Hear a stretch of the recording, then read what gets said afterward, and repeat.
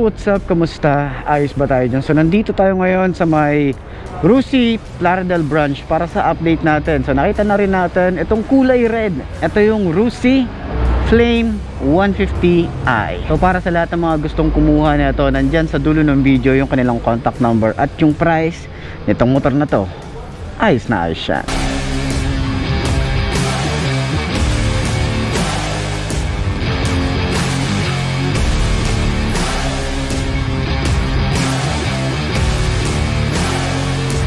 So ayun na nga, no, meron silang available dito na tatlong kulay.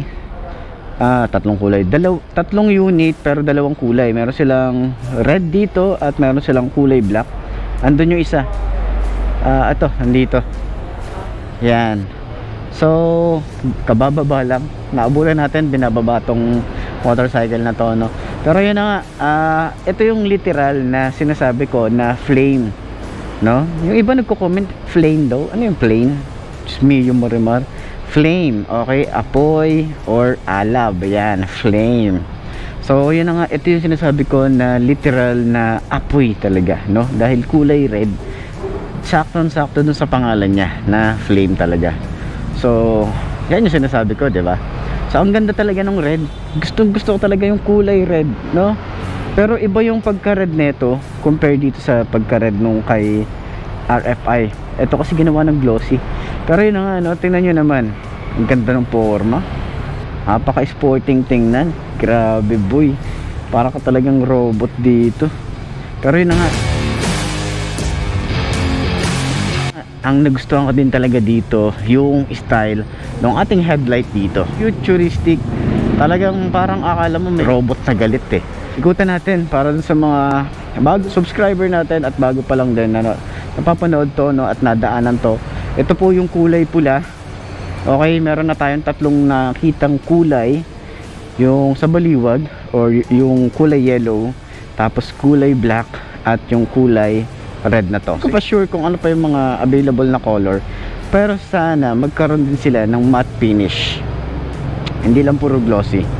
Okay, so alam naman natin meron silang mga nilalabas na glossy muna, tapos sa mga pagtagal-tagal, pag mabenta is ano na, matte na, di ba?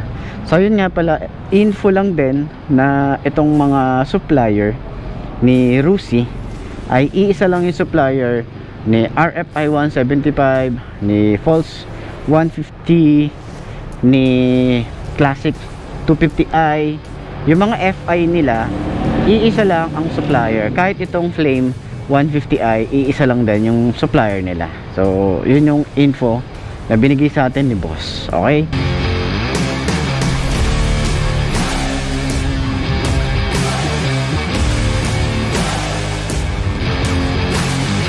so yun na nga, no, sa kanyang headlight is LED, aggressive yung looks, ganda ng design dito, mapapatingin ka talaga dito eh. Yung design niya rito, yan, no, yung pagkapula niya talaga parang akala mo nag-aalab talaga dito. Tapos naka-telescopic fork, ganda rin ng forks niya. Pero sana dito alisin na yung Rusi. Okay, meron ng Rusi dito eh. Okay, 'di ba? Okay na yun nandito sa harap. Okay na ako doon. Pero yung ang dami na namang Rusi na nakapalibot. Saya na nga, ito, sharp design, may mga palubog. Tapos combination ng glossy and matte finish. You know, flexible 'yan. 'Di ba? Ang ganda na ng mga ginagamit ng plastic ni Rusi ngayon. So dito parang meron siyang carbon fiber finish, para siyang naging cover dito. Gandang-ganda ako sa mugs niya, pero mas bet ko pa rin yung mugs ni Neptune. Yun pa rin talaga yung para sa akin. So tubeless na rin to. Yung size nga pala nito 70-90 by 17. So maganda yung tires niya, mabalahibo. Naka disc brake, ganda ng disc niya. Meron siya mga parang Raider type, tapos mga paalon dyan, para siya may mga sharp design din. Naka dual piston caliper, no? So sana yung mga ganito, mga underbone nila naka combi brake. Pwede ba yon? Hindi ako sure kung pwede yon, pero sana may mga ganitong nilalabas nila is naka combi brake na. Pwede naman siguro.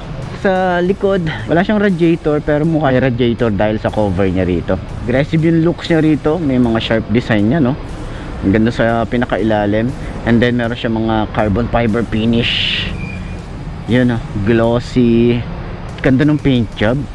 yung kanyang decals. So last time kasi sabi ko parang hindi akma doon yung decals niya compared dun sa itsura or sa pangalan niya. Pero ito mukhang okay na siya. Ano na ako doon, satisfied na ako doon sa decals na meron to. Wala na, ang saya ko na. Okay, so meron siyang open area dito para at least ko pag uhugutin nyo yung spark plug, madali lang, hindi na kayo kailangan magbaklas pa ng mga pairings dito. Okay, yung makina nga pala neto, para dun sa mga bago natin subscriber, ang makina neto is same lang, pati yung specs ni Flash 150. Sa mga nagsasabi na check muna nila kung okay yung performance, di ba? Kay Flash pa lang is good na yung performance ng makina niya. So ito rin, ganun lang. So ano lang to, ibang looks lang, pero yung performance ng makina same lang as Flash.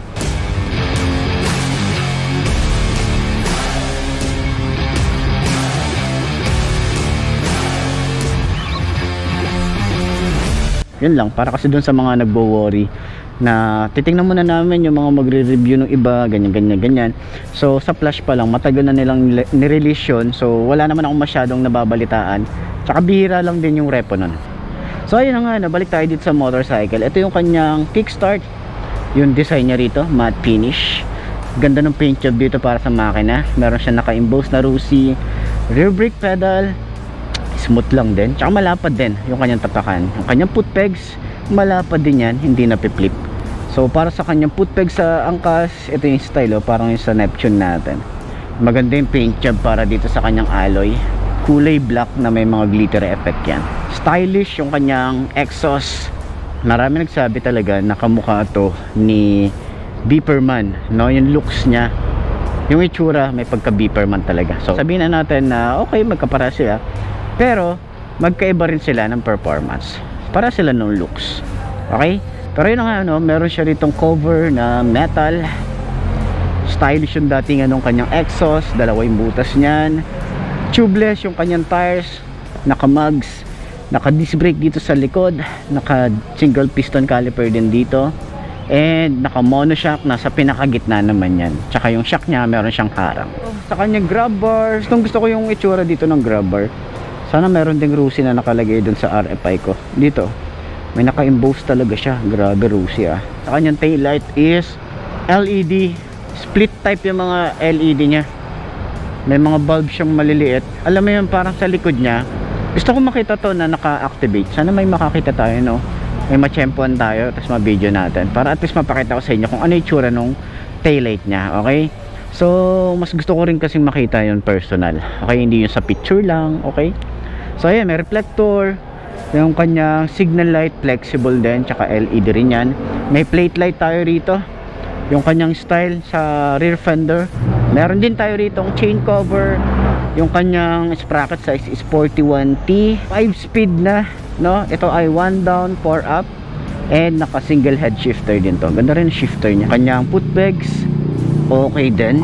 Quality din talaga yung datingan ng kanyang mga side stand and center stand dito. And dito nga pala, binubuksan yung ating upuan. So hindi siya nakabukas, naka-seal pa kasi dun eh. Pero yun na nga dito. Pero sana wala na dito eh. Sana doon na lang sa ignition key or sa ignition binubuksan yung ating upuan. So ayun na nga, no, meron dito naka-emboss na Rusi, ayan, no. Tapos yung leather niya maganda. Yung foam na ginamit is malambot siya and makapal din. Pati dito yung style niya, no, may mga stitches din yan. Ito yung ano nga pala, compartment. Ito yung datingan. Okay, yan, meron din siya ritong helmet hook. Style niya para dito sa tangke niya, ang linis, di ba? Pero wala kayong masyadong mapaglalagyan. Kahit sa Flash wala kayong mapaglalagyan. Ganito rin yung talaga yung datingan niya.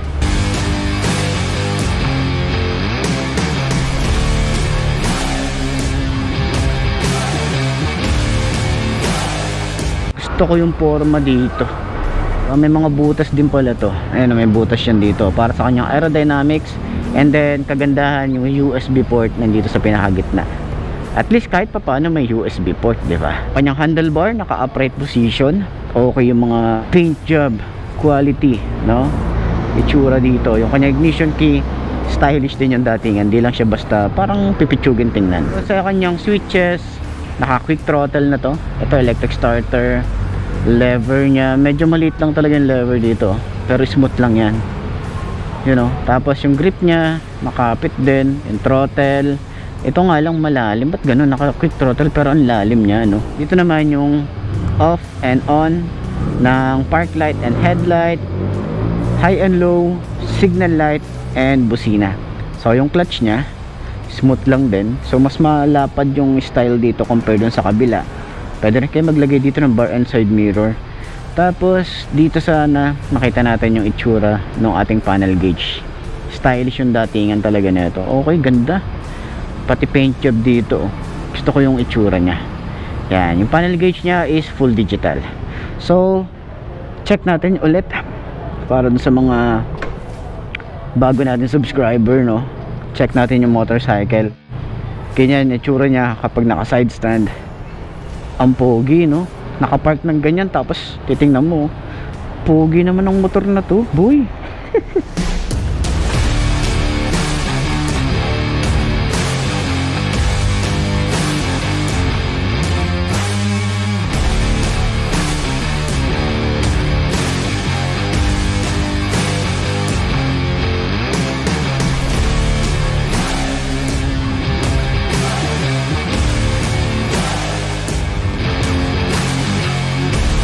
So yun na nga, 5'2" yung aking height.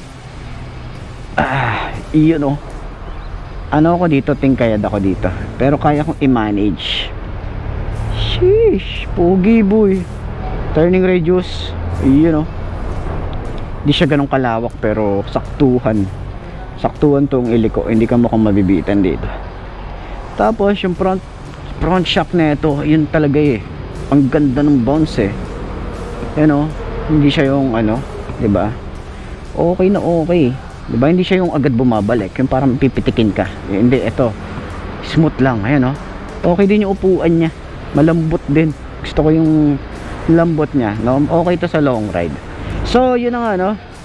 Pwedeng i-long ride yan, no? Kahit sabihin na natin naka air cooled do, pwede nyo i-long ride yan. Ang tanong, kaya ba ng i-long ride nung katawan nyo, okay? O yun na nga na, para sa lahat ng mga gustong kumuha nito, nandyan sa dulo ng video yung kanilang contact number at yung price nitong motor na to. Ayos na ayos yan. So yun na nga mga best, no, eto na ba ang motor na babagi sa'yo? Kung ito na nga ay markahan mo na yan at mag-subscribe ka na sa aking YouTube channel, i-click mo na rin yung notification bell para updated ka sa lahat ng videos na upload natin dito araw-araw. So lagi yung tatandaan, wala sa brand ng motor ang tatagal yan, kundi na sa pag-aalaga mo yan, tatagal yan. Ayos na ayos yan. So kita ka talagang ulit tayo bukas. I'm Mark D. Ciao. Maraming salamat sa inyo. Bye bye.